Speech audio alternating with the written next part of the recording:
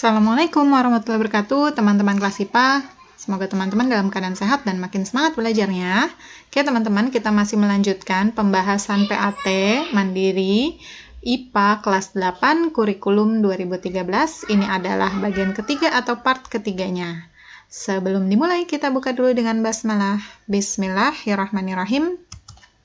Oke, kita lanjut di nomor 22. Seorang analis kesehatan di laboratorium sebuah klinik melakukan pengujian urin 3 orang pasiennya. Didapatkan data sebagai berikut ya. Jadi ada urin pasien A, pasien B, dan pasien C. Urin ini mengalami 2 perlakuan kalau kita lihat di tabel. Ada urin yang ditambahkan benedik, kemudian begini warnanya. Ada urin ditambahkan biuret, kemudian menampilkan warna seperti ini. Kesimpulan yang tepat sesuai hasil pengujian di atas adalah, jadi teman-teman, ini ada 2 indikator ya. Jadi indikator benedik ini untuk menguji keberadaan glukosa. Kalau positif di situ ada glukosa, maka warnanya akan menunjukkan merah bata atau jingga atau oranye. Tuh. Kemudian indikator yang kedua, ini untuk menguji keberadaan protein. Kalau dia positif, benar di situ ada protein, maka akan menunjukkan warna ungu. Oke. Nah, sekarang kita lihat ya. Di pasien A ini, urin plus biuretnya ternyata ungu. Berarti dia positif mengandung protein. Kalau urin mengandung protein, disebutnya penyakitnya atau kelainannya namanya albuminaria. Ini ditandai oleh terbentuknya warna ungu setelah ditambahkan biuret.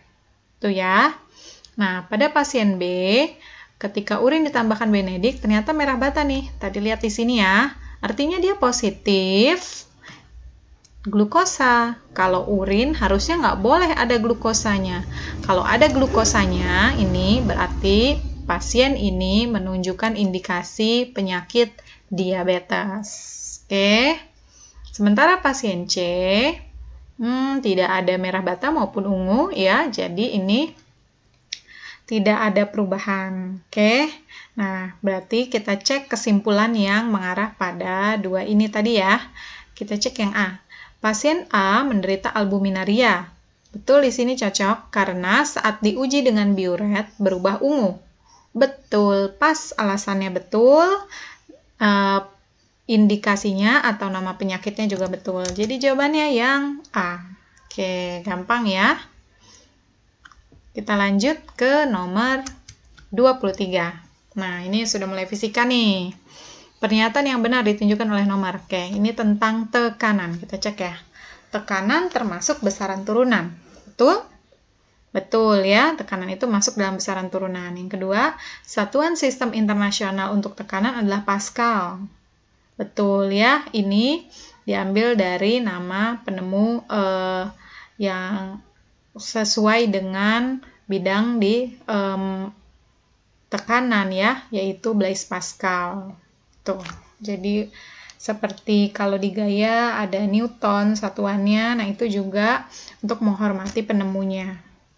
Oke, jadi 1 dan 2 betul. Oke. 3, benda yang diam memiliki tekanan bernilai negatif. Salah, bukannya speedometer adalah alat mengukur tekanan. Bukan, speedometer, nih dari kata bahasa Inggris ya speed, jadi dia mengukur kecepatan. Kalau mengukur tekanan bisa pakai barometer misalkan. Ya. Oke, kita lanjut. Soal nomor 24. Keempat balok di atas diletakkan di atas meja. Oke, ini di atas meja nih. Dan diberi gaya yang sama. Tekanan yang paling besar, tulisannya juga udah dibesarkan ya, diberikan oleh balok nomor. Oke, jadi tekanan, kan rumusnya adalah F per A. Tekanan itu P, dari kata pressure ya. Kemudian F itu adalah gaya, A adalah luas permukaan. Jadi P atau tekanan adalah gaya dibagi luas permukaan. Oke. Di soalnya bilang gayanya sama, diberi gaya yang sama. Artinya yang mempengaruhi perubahan tekanan hanyalah pada luas permukaannya saja. Ya, Terus karena P sama A nih, lihat nih. Ini kan P-nya di atas, A-nya di bawah ya. Kalau ini dijadiin pecahan biasa kan jadi P per 1. Jadi posisinya dia sebagai pembilang, yang ini penyebut. Jadi beda. Nah, kalau kayak gini artinya hubungan yang terbentuk antara P dengan A adalah berbanding terbalik. Artinya, kalau tekanannya makin besar, itu karena luas permukaannya makin kecil. Tuh ya. Jadi semakin kecil luas permukaan, maka tekanan makin besar, atau sebaliknya. Karena soalnya minta kita tekanan yang paling besar. Nah, tekanan paling besar berarti cari kebalikannya, cari luas permukaan yang paling kecil. Terus luas permukaannya dapatnya dari mana? Nah, karena lihat nih, ini ada angka-angka di sini 4, 4, 1, dan seterusnya. Ya, ini adalah sisi-sisi pada balok, ya, panjang, lebar, dan tingginya. Nah, luas permukaannya adalah yang menyentuh meja atau yang di bawah sini nih. Jadi kita lihat. Satu kita cari ya. Nah, luas itu karena yang menyentuh meja adalah bagian yang ini dengan yang ini, yang atas kan enggak, ini si 1 adalah tingginya. Dia tidak ya, yang ini saja. Jadi luas permukaannya 4 kali 4. Nah, untuk nomor berikutnya juga sama, diperlakukan hal yang sama. Berarti ini 5 kali 4, kemudian yang ketiga adalah 2 kali 2, dan yang keempat adalah 3 kali 4. Tuh, tadi sudah disebutkan bahwa dia berbanding terbalik. Karena minta tekanan paling besar, kita cari luas permukaan paling kecil. 4 kali 4, 16. 5 kali 4, 20. 2 kali 2, 4. 3 kali 4, 12. Jadi yang paling kecil yang betul. Yang balok ketiga. Oke, gampang ya. Sebaliknya, kalau ditanya tekanan paling kecil, berarti cari luas permukaan yang paling besar. Berarti yang mana? Tuh, kalau yang ditanya tekanan paling kecil berarti ini nih, ya. Si tekanannya paling kecil. Oke. Kita next, soal nomor 25. Sebuah benda dengan luas permukaan 10 meter persegi menekan lantai dengan gaya tekan 120 Newton. Tekanan yang dialami benda. Oke. Tadi sebelumnya sudah disampaikan ya, rumusnya tekanan adalah P sama dengan F per A. Ini diketahui A-nya luas permukaannya 10 nih.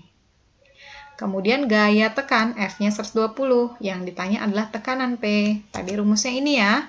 Udah, kita langsung masukin aja angkanya, ini gampang. 120 bagi 10. Betul. 12 Pascal. Gampang kan? Next, 26. Masih di tekanan. Sebuah balok tampak seperti gambar berikut. Oke, ini ada balok. Jika tekanan yang dialami balok sebesar 5 Pascal, gaya tekan balok tersebut adalah, kalau tadi tanya tekanan, ini tanya gayanya. Kita cek ya, yang diketahui luas permukaannya, tadi perhatikan, kita cari yang bagian bawahnya aja, untuk memudahkan, langsung aja, yaitu sisi yang di sini 10 dikali yang ini. Ini yang mana sih angkanya? Nah, kita tinggal sama ini, kan sama dengan ini. Sama juga dengan ini, berarti 8 ya. Maka 10 kali 8, kan 80 cm kuadrat. Nah, ini kan masih cm. Satuan internasionalnya untuk luas permukaan harusnya meter kuadrat. Jadi kita bagi ya, karena dia udah kuadrat, kita mau rubah lagi ke kuadrat. Cm ke meter naiknya 2 kali. Nah, setiap naik karena ini kuadrat jadi nolnya 2 ya. Maka kalau dia naiknya 2 kali berarti nolnya 4. Berarti dibaginya 10.000. 80 dibagi 10.000, 0,008 meter kuadrat. P-nya 5 Pascal, yang ditanya F. Tadi rumusnya ini ya. Kalau yang ditanya F berarti ya rumusnya jadi P kali A. Oke, udah tinggal masukin angkanya, berarti ini 5. Kemudian A-nya 0,08, kita kali, jadi 0,04 Newton. Oke, itu ya, untuk tekanan. Oke, next kita lanjut ke soal 27. Oke, nih mesin hidrolik nih, ya. Gaya ke atas pada tabung kedua. Jadi mesin hidrolik itu menerapkan atau berprinsip pada hukum Pascal ya. Oke, ini hukum Pascal yaitu F1 per A1 sama dengan F2 per A2. Dah, kita tinggal masukin aja angkanya ya. Ini F1, ini A1, ini F2 yang ditanya, kemudian A2-nya ini. Masukin aja angkanya. F1-nya 10, kita ikutin, A1-nya 20.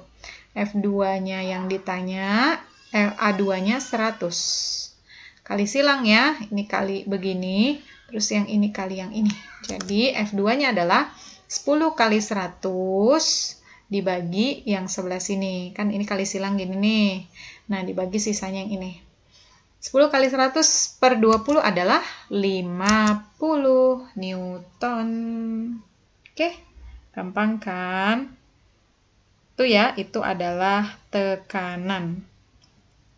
Sekarang kita lanjut ke nomor 28. Oke. Ini ada seekor ikan. Tuh ya. Katanya ada seekor ikan nih berada pada bak air seperti pada gambar. Tuh. Ikannya sendirian nih ya. Nah, tinggi airnya dari bawah itu, tinggi permukaan air dari bagian bawah atau dasar di sini sepertinya akuarium ya. Tuh. Nah, dari dasar akuariumnya adalah 140 cm. Tuh kan? Nah, terus tinggi ikan dari dasarnya adalah 60 cm. Ya. Jika massa jenis air 1000 kg per meter kubik dan percepatan gravitasi salah tik nih ya, gravitasi 10 meter per second kuadrat, tekanan hidrostatis. Oke. Kalau tadi kan tekanan pada balok, benda padat. Nah, tekanan hidrostatis ini tekanan pada zat cair ya. Rumusnya beda lagi. Kita tulis dulu ya yang diketahui. Massa jenis airnya 1000. Gravitasi 10. Tingginya atau kedalamannya. Nah, yang mana sih kedalamannya? Apakah 60? Nah, ini maksud dengan tinggi, kan ini si ikan nih yang mengalami tekanan, katanya gitu ya, yang diterima ikan, jadi kita fokus tekanan untuk si ikan. Nah, yang maksud dengan kedalaman ikan adalah kedalaman dari dasar permukaan. Ini permukaan, yang ini dasar ya. Dari permukaan akuarium ini. Jadi dihitung. Tuh. Berapa nih kan nggak ada. Jadi kita tinggal kurangin tinggi sini akuariumnya, tinggi airnya dikurangi sama tinggi yang ini. Jadi kan nanti dapat angka di sini ya. Maka 140 kurang 60, 80 cm. Nah, kedalaman itu satuan internasionalnya meter, sama seperti panjang gitu ya.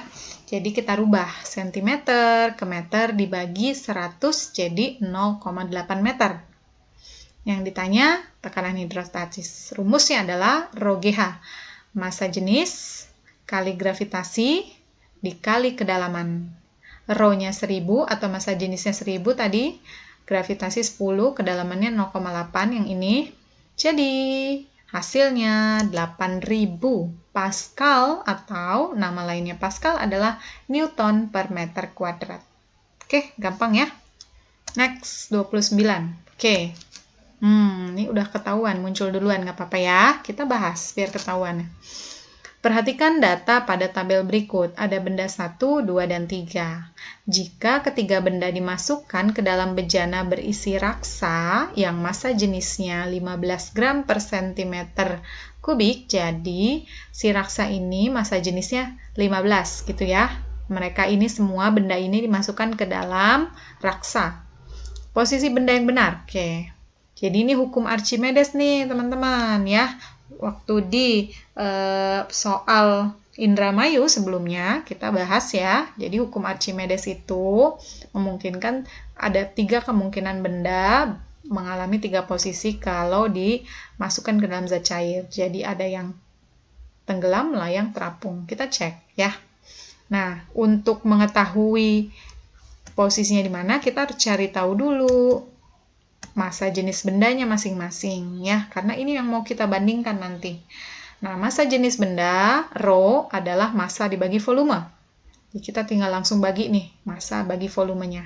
Benda 1 90 bagi 5 18. Benda 2 300 bagi 20 15. Benda 3 150 bagi 15 10. Nah, tadi Ya, massa jenisnya si raksa adalah 15. Nah, sekarang hukum Archimedes itu posisi terapung di atas ya, di atas permukaan air apabila rho benda ini lebih kecil daripada rho air. Sekarang kita cek yang rho airnya kan atau rho zat cairnya kalau di sini adalah 15. Nah, yang lebih kecil daripada 15 adalah betul yang ini ya, benda ketiga. Jadi benda ketiganya terapung. Kita lihat benda ketiga yang terapung adalah antara B dan D. Kemudian kita cek ya. Yang melayang kalau rho bendanya sama persis.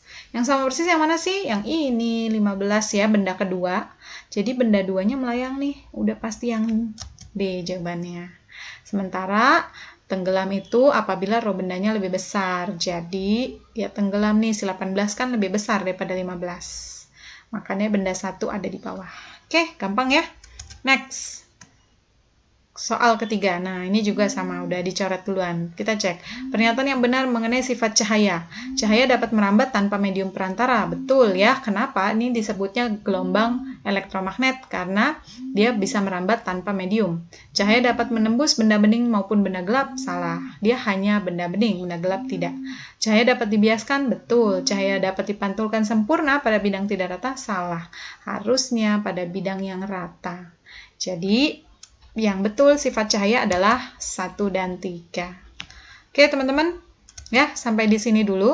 Itu tadi part ketiga, nanti part terakhir kita lanjutkan lagi. Semoga bermanfaat, tak perlu menakar pun membandingkan. Kita hanya perlu merasa cukup dan bersyukur. Kelas IPA, mohon maaf apabila ada salah. Alhamdulillahirrabbilalamin. Assalamualaikum warahmatullahi wabarakatuh.